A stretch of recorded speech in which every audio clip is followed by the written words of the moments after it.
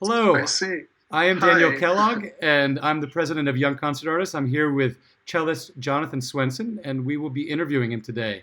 Very briefly at the beginning, I just want to say a little bit about our organization. We have international auditions every single year, and we search for outstanding young talent. We take them on our roster, we give them career guidance, career management, concerts. We present them in New York and DC in debuts, and we do everything we can to help their careers get started. So Jonathan is a wonderful young cellist that came on our roster as a result of the 2018 international auditions, and we had the great delight of presenting you in your debuts in New York and in Washington. Actually, pretty recently. I think that was it just in February? Is that right? Yeah, Washington was in the end of February, and then the New York debut was on the 3rd of March, I believe. It So, feels like a different lifetime ago. And to be yeah, honest, I guess it's one of yeah, the last concerts you and I will both have attended in a big hall in New York for quite some time. yeah, yeah, yeah, it was. It So is. it's amazing to think what's happened since then. So, first, Jonathan, where are you right now? Where are you talking from? Well, I'm talking from my apartment in Copenhagen right now. So it's interesting to be sitting here in front of so many people, but actually just being in my apartment as usual. What time is it um, there? it's 11 p.m. So it's getting late now. Um, Well, we thank you for staying up to do this so that we could yeah, stick to our regular 5 o'clock time in New York. Um, absolutely. you have been quarantined this whole time in Copenhagen. Can you tell us a little bit about what things are like there right now? Well, I mean, things are nothing like they are in New York, for example. Things are bad, but people are. It's not as bad as it is other places in any kind of way. And I've been able to like go for walks and like see one friend once in a while and like move around. So I guess it's been different for me than for others because I haven't had to stay inside for the entire time because the rules are not so strict here, and that's also because it is, as I said, not quite as bad here as it is other places. So, in that sense, I guess I'm a bit lucky. Well, Yeah. that's good. And what have you been up to? Have you been practicing, Well, reading? yeah, I've been practicing a lot, and I've been watching a lot of TV shows, um, and getting better at cooking pasta dishes. So there's progress on that end.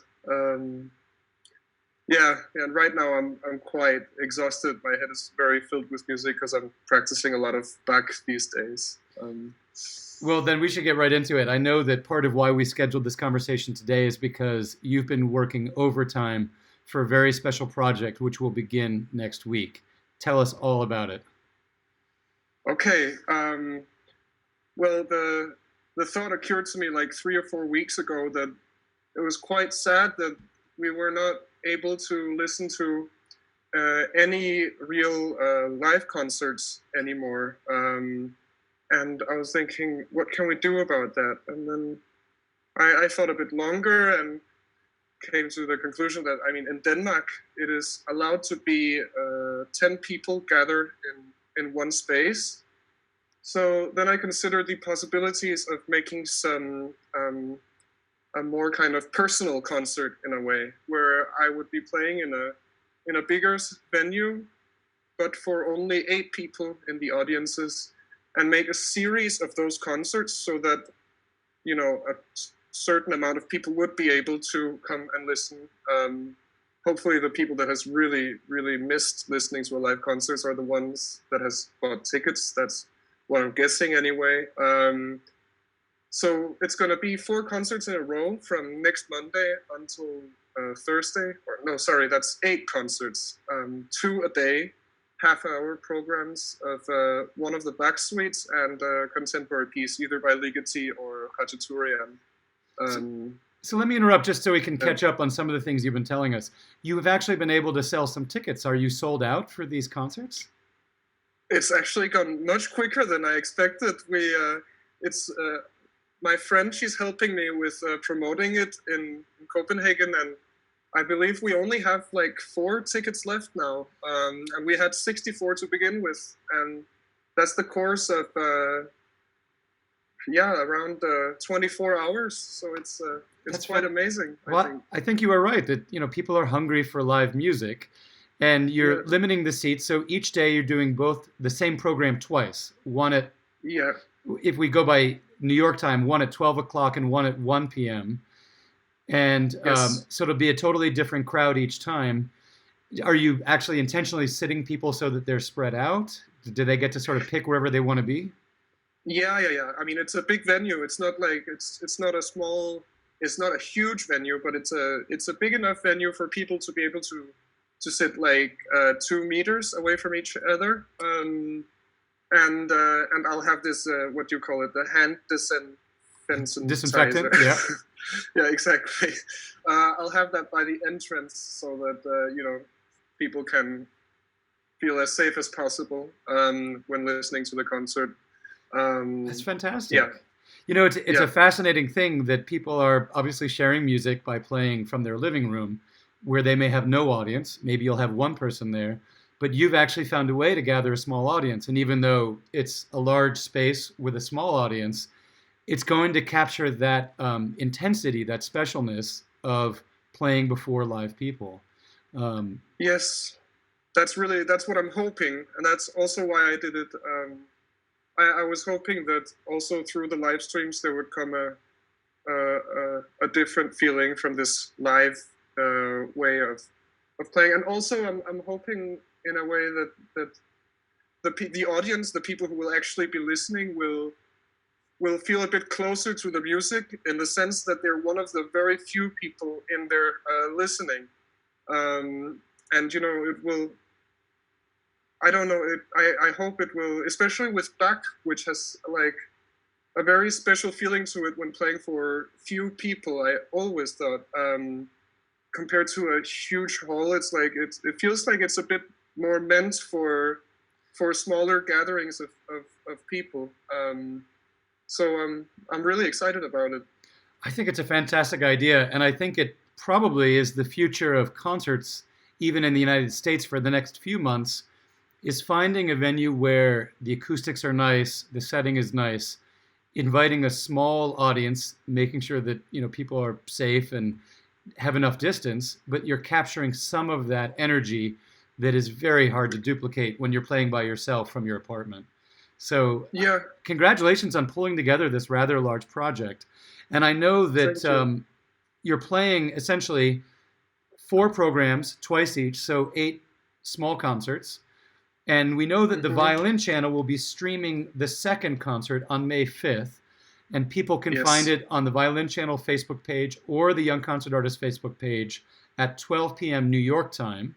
And then, of course, it'll be archived, so you can go back later. And then you told me that you might actually be streaming a concert with a clothing company. Is that right? Yeah, well, maybe. I mean, I got in contact with a few people through some different platforms. So there's one French clothing brand which I unfortunately cannot remember their name right now, but they wrote me and asked if they could live stream me playing something, and then I mentioned these concerts, and they sounded really excited. So tomorrow I'm gonna get started with sending them which programs they can choose between, and I think it will work out for that. I think it's as well. fantastic. I love that you put this together. It's a project. It's an actual event more than just a one-off concert. And I think Yeah. Having young people that we serve at YCA, they're the people that want to innovate, that are hungry to find a new way to connect with people and share music. So I cannot wait to watch the videos and sort of see how that translates, that's different from just playing from your own apartment. So let's Yeah. talk a little bit about the repertoire for this. You're playing 4 of the Bach cello suites. I imagine many Yeah. people watching are very familiar with these suites, but let's assume there's some people that don't know about this music. How would you describe the Bach cello suites? Oh, well, I mean, if you were to compare it with how you would describe the Bible to Christians, this is like the Bible for musicians in a way. I think not only cellists. It's like it's the most original and absolutely kind of simple, but yet so innovative. It's like the most satisfying music to listen to. It's almost like math in a way to me. But Did you say on a math? different level. Yeah, it reminds me a bit of math sometimes. I don't know how to say it. Like, just of course, it's written like this. How could this music not exist in this world? It's like it's irreplaceable, but it's very beautifully, logically put together without being boring, which is I find so interesting about it. Sometimes I think it's a little bit like Shakespeare sonnets. It's the greatest mind that could put heart and soul as well as this logic and structure all together in something that's just perfect. Yeah, for me, it is absolutely perfect. And if we can, as musicians, even, I mean, it's also, it's so beautiful that it's scary. I mean, I'm kind of like, bowing to the pieces because I mean, as soon as there's, it's almost as if as soon as there's human interaction, it kind of gets ruined in a way.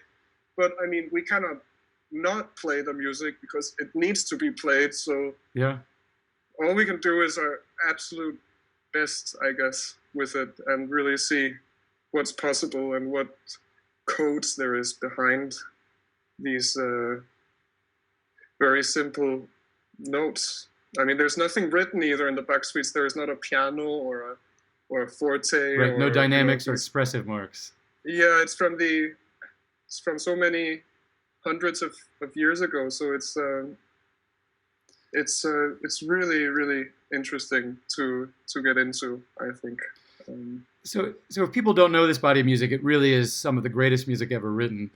It is unaccompanied, so you're on stage alone. There's no piano. And in fact, for these 4 concerts, you've picked all unaccompanied music. And one easy equivalent is to say it's like a soliloquy. It's one actor on stage.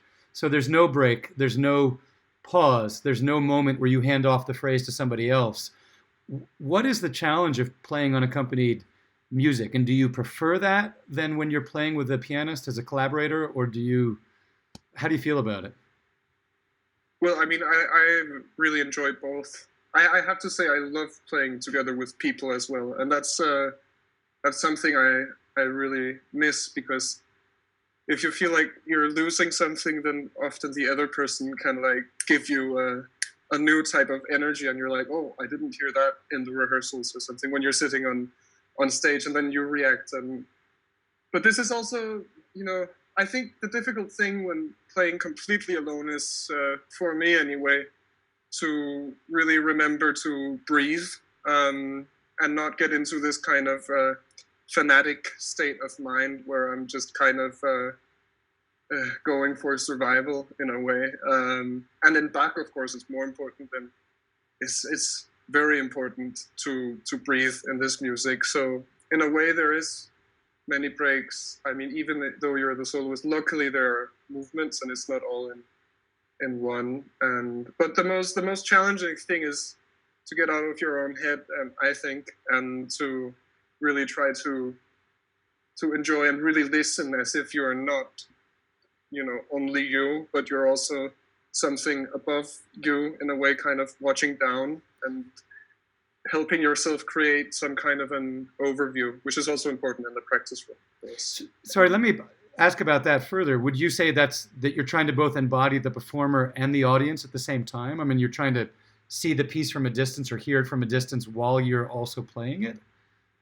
No. Okay. Yeah, I don't know how to say. I just mean that I'm not, fixed in my own head, because that will that is then easily the music becomes a bit static. I think I'm what I'm looking for is kind of a piece of mind and an openness to what's coming out in a way, and not a incredibly critical and kind of selfishly based head in a way, which is good to have, of course, but it's good to try to get out of that, I feel, in the concerts, but not always possible. You know, I'm going to jump to a different piece right now, but this it brings up something that I've noticed about you from our earliest conversations. You wrestle with some very big concepts about how you approach the music that you're playing. And when you did the Kadai Sonata on the New York debut and the Washington debut, we were talking about it ahead of time, and you used a phrase which I'm still thinking about, that you have to have a cool mind and a big heart. Yes. And I mean, first off, if people don't know, the Kadai Sonata is, what is it, 30 minutes? Is it 35 minutes? Yeah, I think 35. And it's also unaccompanied. It has a lot of very aggressive, loud music. And so there's an endurance test, just a physical endurance. And I've seen you do it with audiences twice now. And both times at the end, there was just a gasp. People were just taken aback by your presence, your physical ability to manifest in that music, to play it so expressively, to have such a big sound. It was just a spectacular thing to enjoy. So now that people know that, and we'll play a little bit of the Kadai Sonata later, can you help me understand what you mean by a big heart and a cool mind? Well, especially in Kodai, I think a cool mind and a big heart is both important, because the music consists of so much melancholy, besides from passion, like really a lot of heart, I think, and but so many of the passages are so insanely difficult that it's like, if it gets extremely chaotic up here, it almost becomes impossible in a way. And I experienced that a few times on the tour where I felt it like that, but I don't know. I think it sounded better out there than I felt myself, because people still reacted positively. But what's important is just to have practiced it enough to really have a kind of a calm sense around all of this kind of technical madness in a way. That hasn't. It was the first cello sonata where it kind of revolutionized the possibilities of cello playing, this sonata,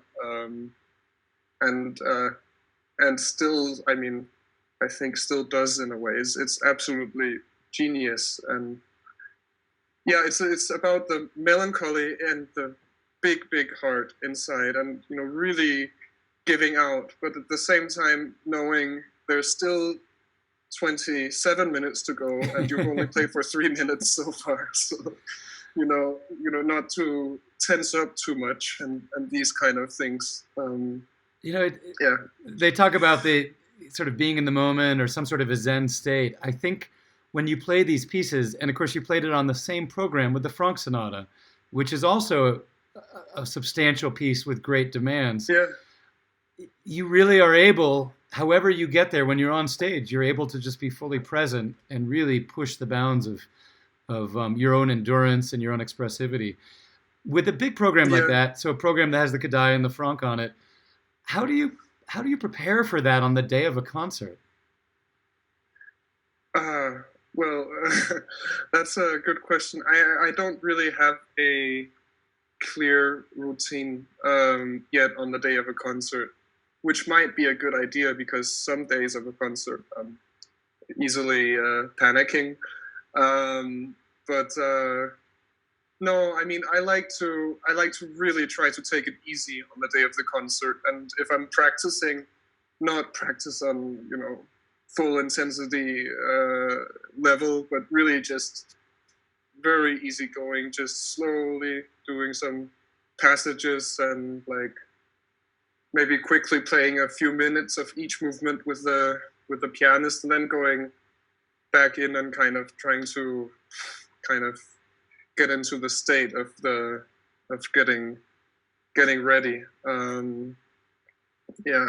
Well, this tour was an intense one, and I mean this project also. I feel like sometimes it's easy. I can tend to choose a crazy program or a crazy project like now, and then up until kind of be like, why did I do that? What am I doing? But then it kind of works out and feels good in the end. And I don't know. I also like this kind of fighting for making it in a way, feeling. Yeah, the struggle to create. Yeah, I do. Even though I don't admit it some days and other days, really wouldn't admit that or even come close to realizing that. I think looking at it right now, I do enjoy it, and because I keep on doing it, and I don't know. I mean, it's fun. It's fun besides from being tough. Yeah. So it's almost a strategy to give yourselves robust, very challenging repertoire and projects to take on, and then to have to rise up to meet that challenge. Yeah. I mean, I don't think of it in that way when I do it. That's how it happens. Think of it, I mean, it's easily how it happens. Like I'm thinking, oh, this piece is a great idea. I really want to present this. Like the Kadai, I was thinking would be awesome to present on the first YCA tour, for example. But then coming closer to it, I thought, when it comes to why did I do that? But then you come to a point where it gets better, and there's all of those concerts that really it just gives so much experience to play live. Always, I think, and I don't know. It's just I easily think big, and then I kind of regret it for a small period, but then I come out on the other side, and then it's like okay, it was better than I was thinking it would be, or then yeah. Well, yeah. But it's easy as a musician to give yourself a lot of pressure, I think, on many accounts, and something that's also good to bring up because everyone has it, I think, in their own way. So, yeah. Well, you certainly are able to pull it off from everything that I've attended when you're performing live, and so it's fantastic. I have a question about repertoire that I'm going to get to, but first I want to actually hear, I know you came from a musical family, some musical roots. Tell us how you came to play cello, and then I sort of an accompanying question, what are some of the earliest memories you had where you really knew that pursuing music was something you wanted to do with your life? Okay, so the first question I'll take first. Yeah.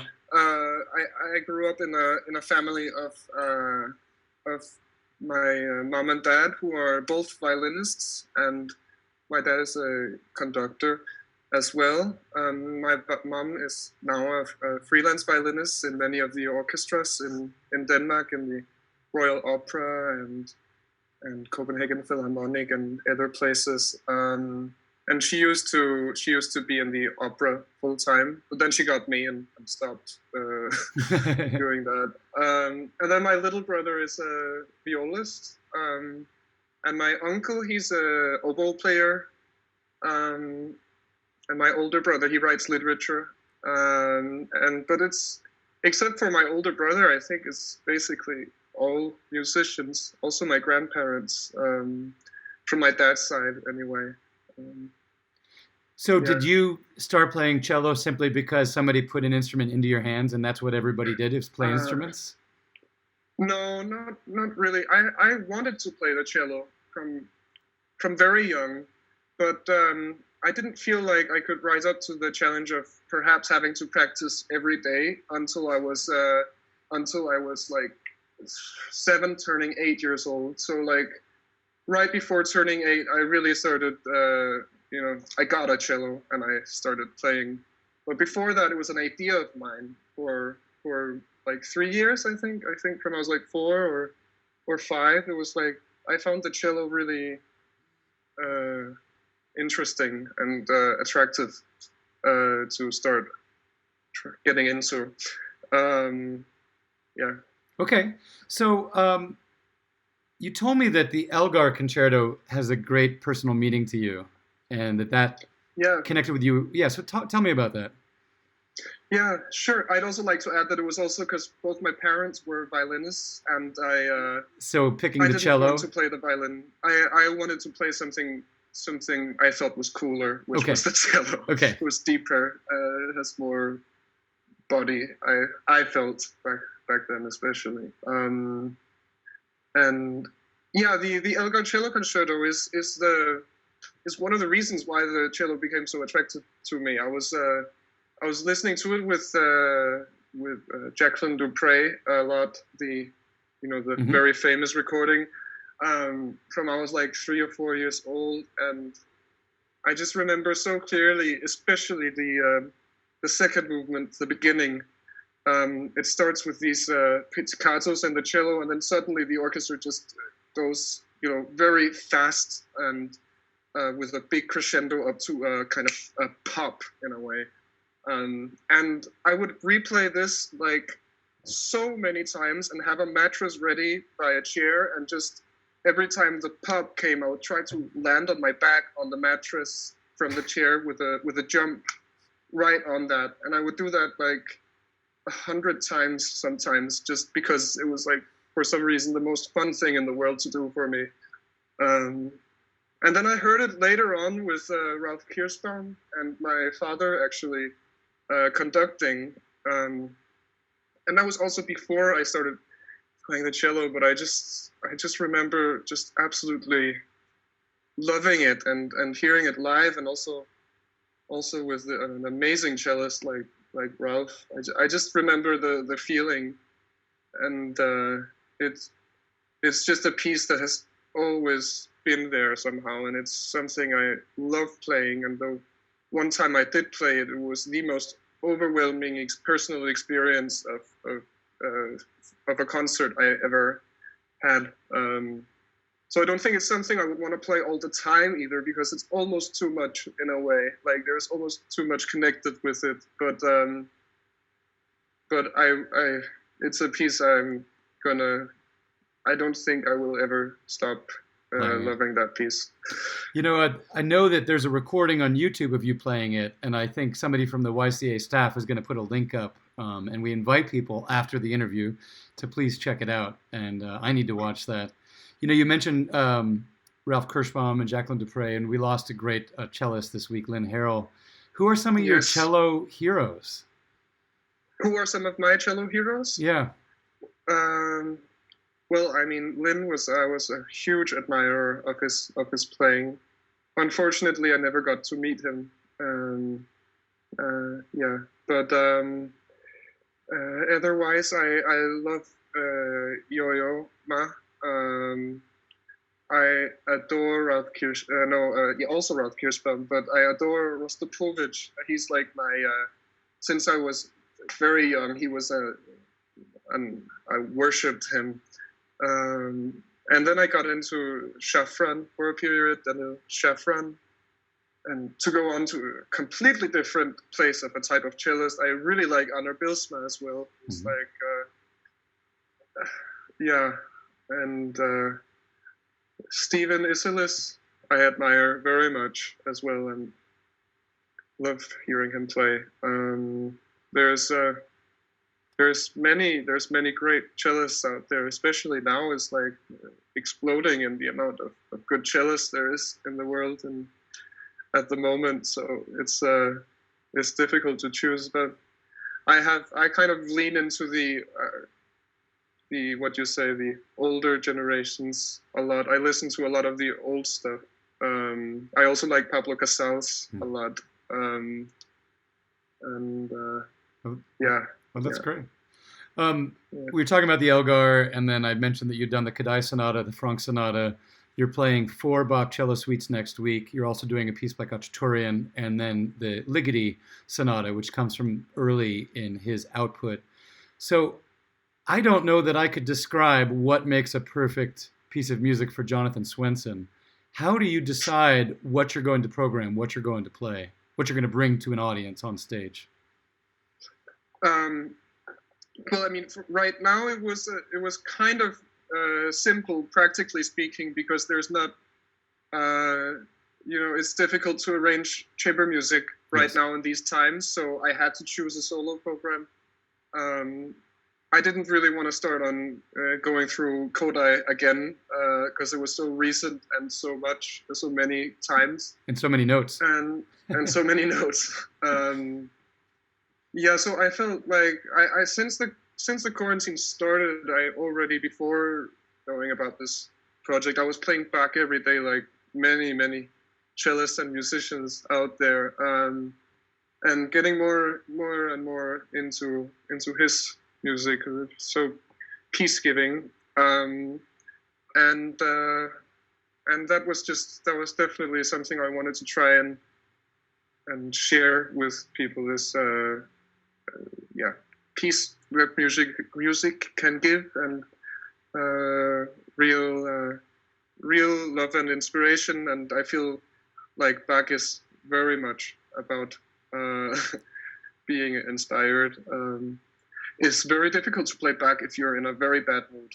Then it's as if the music just won't answer to you if you're not in a good place. You talk about this music as that it exists on its own as its own entity, like it's almost like a living, breathing thing, which in a way it is, with this humbleness that you're almost afraid to touch it because it's so perfect, and yet we have to play it because, well, not we, but you have to play it because it's meant to be played. But I love the way that you think, the reverence that you bring this music. Yeah. Well, I mean, anyway, it was very simple for me with the Bach suites. Just I love them. I have not performed them enough, and I wanted to get more and more into them.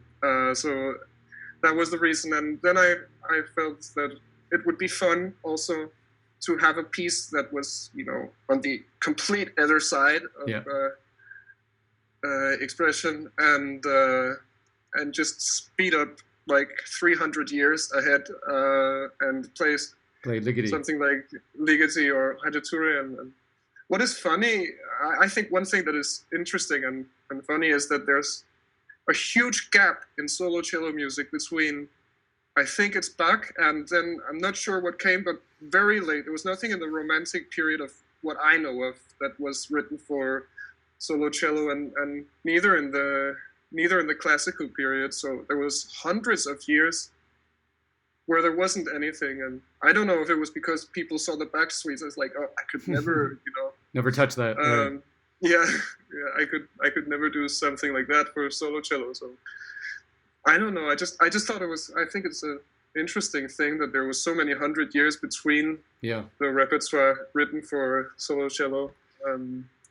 Yeah, it's an interesting observation. I don't have a good answer for that. Certainly, many contemporary composers have really embraced solo cello. It's a favorite thing. I realized there was a question I've been burning to ask you about the Kadai, and I do want to mention, if we have people watching, that they're welcome to write some questions in the comments, and they'll be texted to me. So I want to invite people to do that. The Kadai involves scordatura of two strings.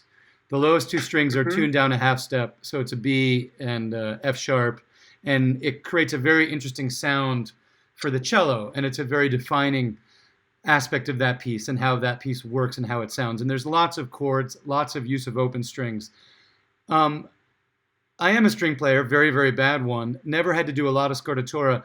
How much mental gymnastics do you have to do to have two strings completely retuned for a 30-minute piece? Well,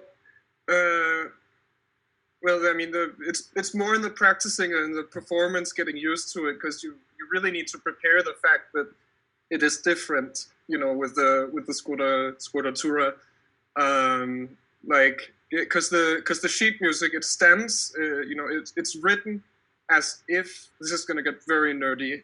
It's okay. But it's written as if it's a C and a G string. So that when you read it, you don't get confused as a cellist. Yeah. But still, the strings are crossed over. So it's still like there's something you need to switch around in the brain. and yeah, you want to make sure to tune them well in completely advance. perfectly. Yeah. Yeah. So that unfortunately I didn't have a lot of time because I had Beethoven before then, so I had to just go out and immediately do it.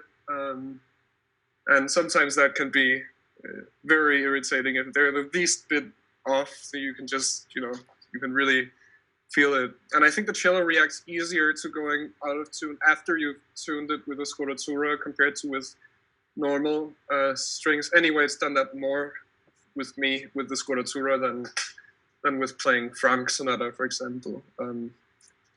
But I mean, you're also really going crazy on the cello and the Kadai, so I mean, that could also be a part of it. It's a fascinating thing to change the tuning. I mean, you're almost bringing in a whole new instrument, the way that it tunes and resonates with itself. It gets so deep with the Kadai. I love it. It's just a half note, step. You know, it's a half step, but it really. But so many pounds of pressure are taken off the instrument. What did you say? So many pounds of pressure are taken off the instrument by that tuning. It's fascinating. Yeah, and the cello can roar like never before with this this kind of real deep ringing string on the bottom. I love it.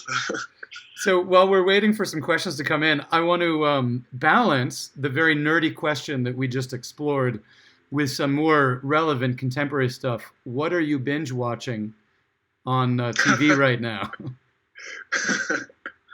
Well, I mean, I have binge watched The Sopranos for like the 4th time now because I love that show. Okay. I absolutely adore that show. I almost prefer it to Breaking Bad. And I have a problem with TV shows that I can get so caught up in them that I can stay awake until 5 a.m. because I have to watch the next one or something like this. Like it ruined a lot of my life in high school.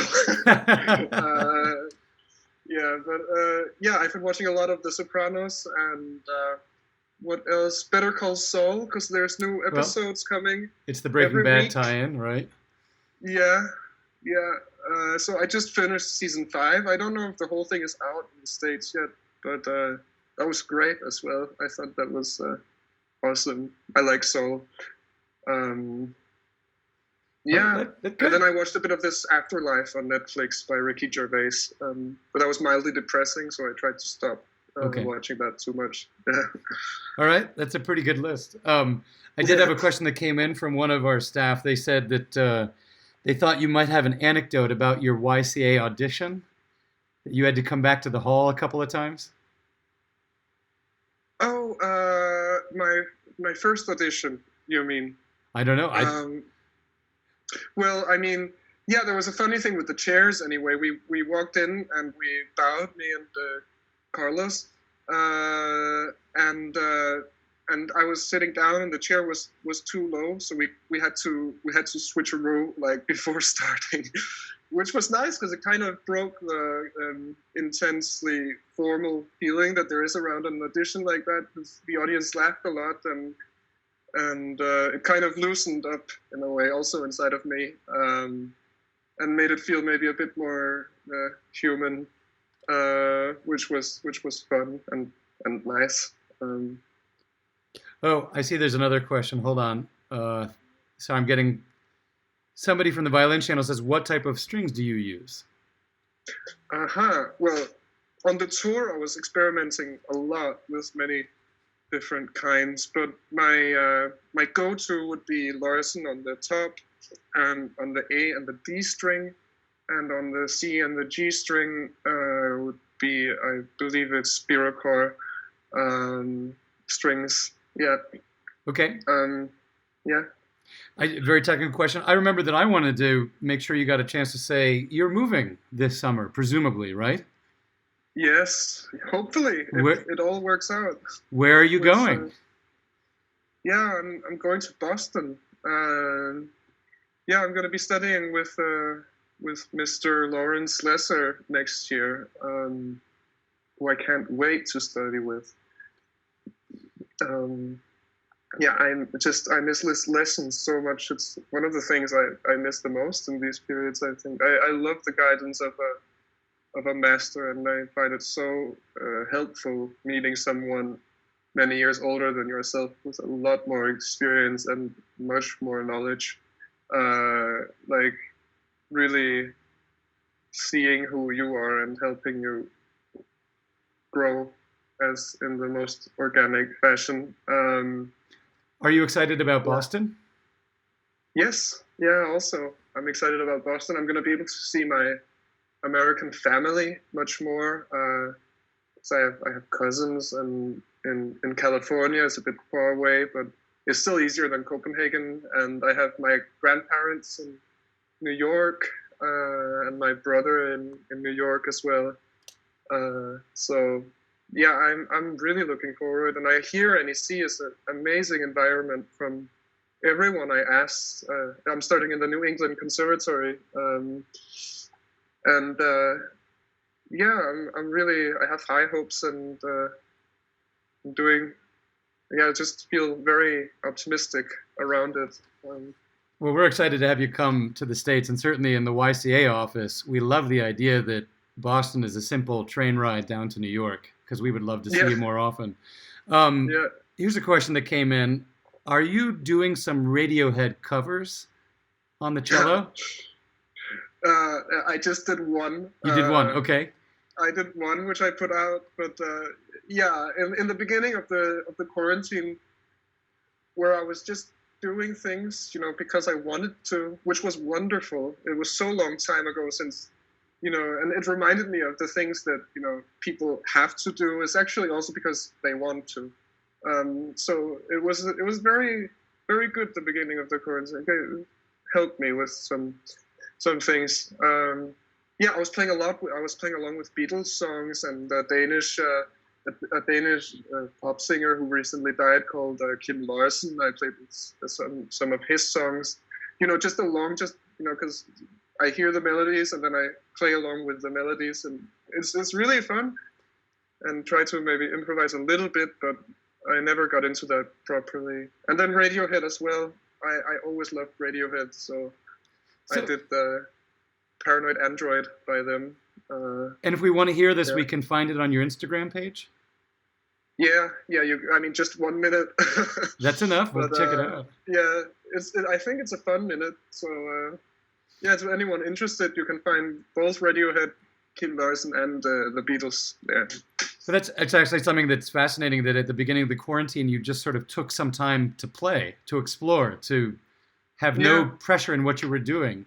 And is that led to ideas of future projects, of things that you want to cultivate? Well, I mean, I'm not quite sure how to say. I mean, I think this project that I'm doing now, next week, that we already talked about it. I don't think that would have happened as organically as it did in my mind if I hadn't had the space to just feel a bit free and flexible around what I was going to do today, as in the beginning. Then at some point I started feeling restless, and then this idea came to my head, and now I'm pursuing that. But that's also, you know, totally my thing, which is nice. And my friend is helping me a lot, Leah. I need to mention that it's not all me. Yeah, I mean, I got inspired to maybe perhaps like at some point find ways to arrange festivals when I get older and this kind of thing, and bringing people together over music and other things. But I mean, we'll see what happens. It's anyway, it's definitely put some seeds in the head. And having that space was great for me, actually, because I had just come home from the States, and it had been a very busy period, and so I had some time to reflect and, like, you know, yeah, it was good. I enjoyed it. I think everybody's discovering that time to reflect, time to have space to play or to imagine or to try things out that may go nowhere or they may go somewhere important. I think it's a fantastic thing. We'll wrap it up in a second, but I want to ask where can people find you online? Where could they follow you, or where could they hear more of your recordings? Well, I mean, they can find recordings on. There's quite a few on YouTube. Okay. Yeah, so just if you seek Jonathan Swensen cello, there should come some different things up. Elgar and Kodai and many things. I think, and you can follow my Facebook page, which is Jonathan Swensen, and then what is it called?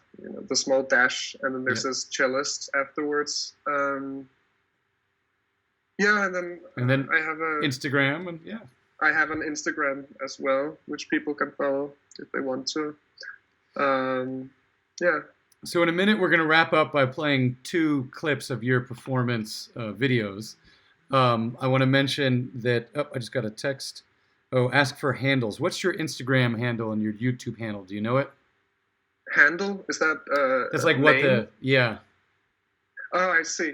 Well, my Instagram is, I believe it's John Swensen Cello, just Jon, and then my last name, Swensen, and then cello. Okay. Just all in a row with small letters. And I don't remember my YouTube one, but you can definitely find a lot of videos if you just seek my name and write cello afterwards. So before we get to the video clips, I just want to remind people, Jonathan Swensen, cellist, came to us in the 2018 YCA International Auditions, and he's the exact kind of young artist they were looking to discover and to give an amazing platform and beginning to their career. He's just a wonderful player, filled with warmth, expressivity, virtuosity. You'll see all of that in the video clips that we'll play in a second. But we also just invite people to follow young concert artists. Our webpage is yca.org. We welcome people to follow us, get to know our artists, support us. We are eager to continue to discover fantastic young performers and help them get started. So we have 2 clips, video clips of you performing. The second one is the 3rd movement of the Kadai Cello Sonata, and I believe it's from your debut at Merkin Concert Hall. I think we have the entire performance of that. We can put the link up of the entire debut concert in the discussion. But we'll hear that second. And to begin with, we're going to hear the Sarabande from the 5th cello suite. Is that right? Yeah, indeed. Anything you want to say about either of those clips before we play them? Well, I hope you enjoy. I don't know what else to say. That's enough. And then please, everybody, tune in next Tuesday, May 5th, 12 p.m. New York time. Go to the Violin Channel Facebook page or the Young Concert Artists Facebook page, and it will be a live streamed event. And Jonathan will be performing live from Copenhagen. There'll be 10 people in the room live, and he'll be streaming and sharing. Again, that program that day, I believe, is Bach, the 2nd cello suite, and the Cacciatorian suite as well. The Solo Fantasy. Can I add one thing? Of course. I will also be live streaming through my Facebook page, the Bach 3rd suite, and the Solo Rhapsody, and the 1st, and the Ligeti Sonata, and the 5th, and the Ligeti Sonata. So the Violin Channel will be there on Tuesday, and the rest of the time there will also be through my Facebook page. So if you want to find out the details and the timings for that, go to Jonathan's Facebook page to find out those details. So we will play the Bach first, and then the Kadai. We're going to cut off after about 5 minutes of the Kadai because we're wrapping up the broadcast. But Jonathan, thank you so much for talking. I love your openness. Thanks for having me. Well, have a great evening. You can finally go to sleep, and thank you for joining us. All right. Yeah, thanks. Okay, bye-bye. Bye-bye. And I'll switch over to the Bach now.